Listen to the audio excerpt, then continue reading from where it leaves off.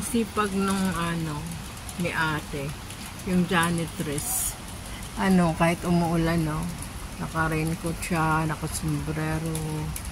Kasi, oras kasi yung hinahabol nila, oras.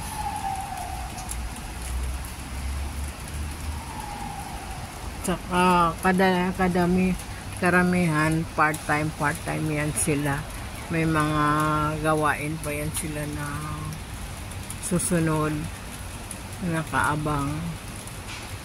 Kaya hindi pwede yung hihinto muna kasi umuulan. Hindi uso sa kanila ganun. Or, rain or shine. Yan lang ang hinahangaan ko sa mga ito kasi talagang masisipag sila. Pag trabaho.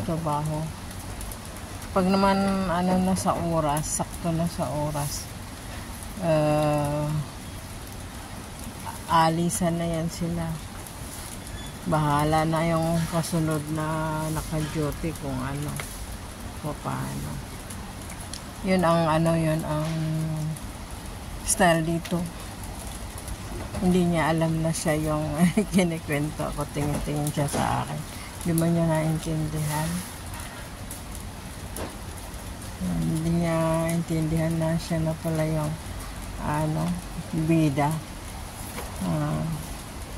Kala niya may kausap ako. Siya, sige, bye-bye.